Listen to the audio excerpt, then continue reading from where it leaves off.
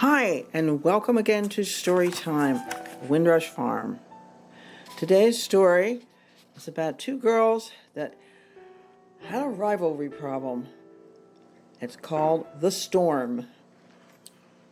It was a hot, steamy July day at the farm where 5 girls and boys were sitting on benches in a big wooden gazebo to discuss plans. There were 3 boys and 2 girls between the ages of 10 and 13. All but one of them was feeling hot, sticky, and unenthusiastic about most everything. The 5th one was a tall, energetic girl with long brown hair piled up on her head, secured with a red poofy thing. "Hey guys," she offered, "I think it would be cool to go for a long trail ride in the woods. It's our last day. We could take food and stuff to drink and stop by a stream and..." She looked over at their instructor, who was leaning against a post, looking hot and sticky and tired.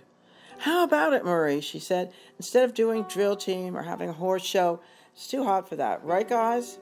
The others nodded. "Maybe we could just have a nap and then eat lunch," said Alex, whose large round face was red and sweaty already. "Well," said Marie, "you did so well practicing drill team yesterday. We could do it again and really polish our presentation. Or at the beginning of the week, you thought it would be fun to have a horse show." "Not enough of us," said Jake, a rangy young man with longish black hair that flopped in his face. "It'd be dumb without a lot of horses." "We could each ride 2 or 3, said Kara. "That would be great." "No," said Marie, "I'm afraid we can't do that. Not enough horses, with all the other programs going on here this summer." Oh yeah, muttered Kara. "I know," said Marie. "How about making vegetable animals with carrots and broccoli and tomatoes and zucchini that you get from our garden? That's fun and certainly won't make anyone hotter." "Yes," cried Beth. "I'd love to do that. I'd love to make a vegetable horse. I'd make a horse that would look just like Emma." "Oh, ugh," said the original tall girl, whose name was Alicia. "No way am I doing that." "You would think of that. That was fun, Beth. Little crafts for little dorks."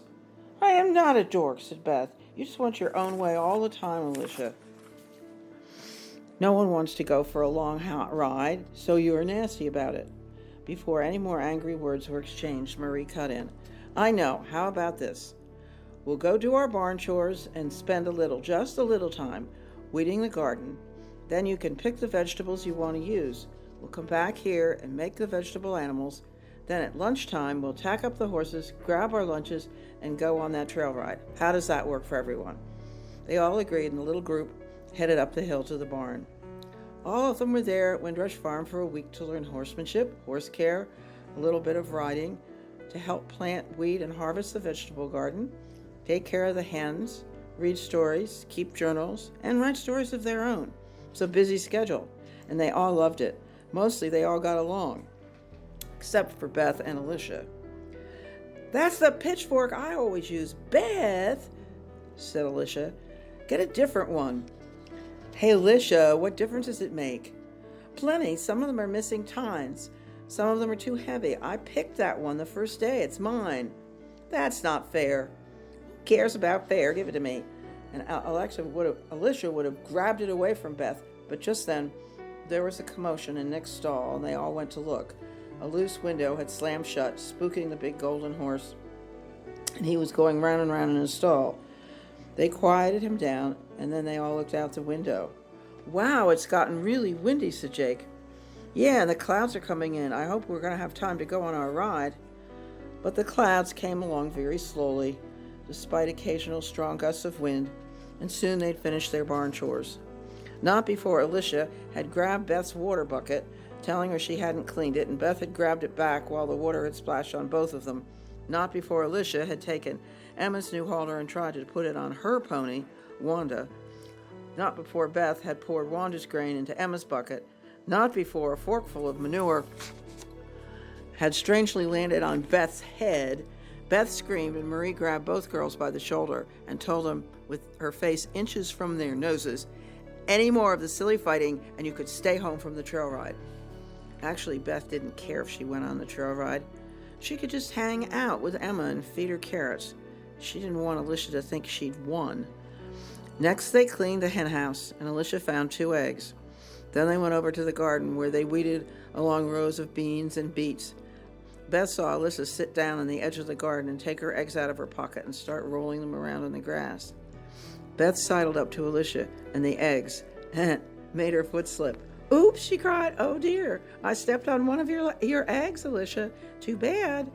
With a shriek, Alicia leaped up and grabbed for Beth. "Whoa," called Marie. "Stop right there. What happened?" "She stepped on my egg. I saw her. She did it on purpose." "Well, Beth?" "Yeah, well, she deserved it." "Okay, Beth, I warned you. You need to stay home from the ride.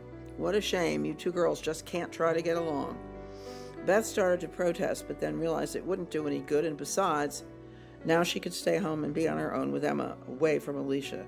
Looking at the ground, she muttered, "I'm sorry," but she really wasn't. Because the weather looked threatening, they all decided to skip making vegetable animals and get ready for the trail ride. Beth was sorry because she had decided to make a potato head with a long carrot nose and narrow pepper lips and tell everyone that it was Alicia. Everyone except Beth tacked up their horses quickly, and the group set off down the hill. Wanda whinnied back to her friend Emma, and Emma looked at Beth and back at Wanda, and she whinnied too. The two mares were friends, and usually they did things together. "No, Emma," said Beth, "we are staying here. Come on, I'll take you to eat grass." They walked to the field, and Beth sat down with Emma's lead rope in her hand. It was getting really windy, she noticed, and on the horizon, just showing over the trees, was a large, billowy bank of black clouds. You could see them moving and building up higher and higher. Emma munched grass happily.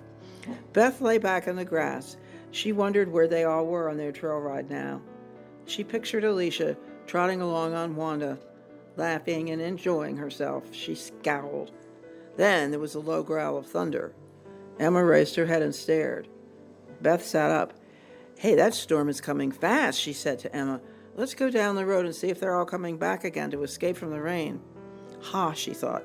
"Alicia won't have such a great trail ride after all." The girl on the pony walked down the hill and around the corner onto the dirt road that led back to the big field and then onto the trail in the woods. When she rounded the corner and looked down the road, there was no sign of the group. The thunder rumbled again, louder and louder. "Whoa," thought Beth. "They better hurry back." Emma was obviously nervous out there. She shivered and pranced around at the end of the lead rope. "It's okay, Emma," Beth soothed her. "It's just a thunderstorm."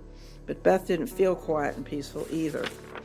Then, all at once, Beth had an idea.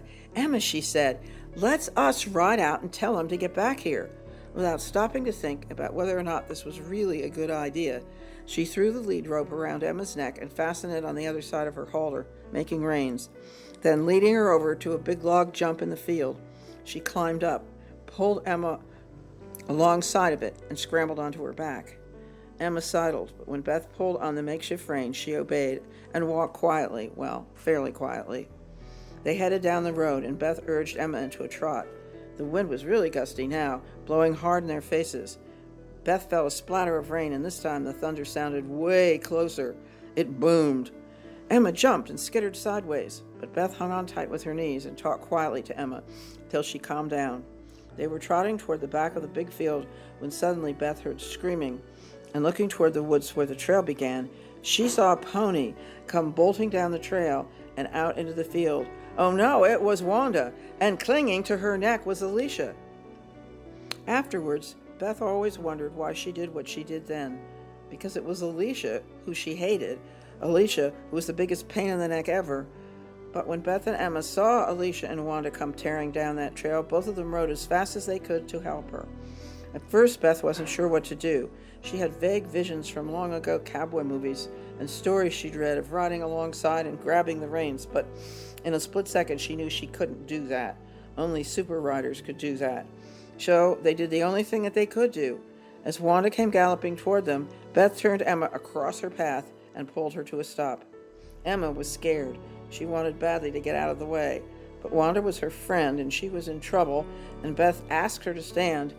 So Emma stood, and Wanda saw them, and Wanda slowed down until, panting and blowing, she skidded to a stop right next to Emma. Beth reached over and grabbed the reins. "It's okay, Alicia," she said. "It's okay. Here are your reins." Alicia was shaking all over, and her face was covered with tears. She gasped and then drew another long breath. "Hold on tight, Alicia," Beth said. "It's going to thunder again." It did, and both horses shied and pranced, but the girls hung on. and then Marie was there and the others, and she put the 2 frightened ponies behind her, and they rode back to the stable at a fast trot.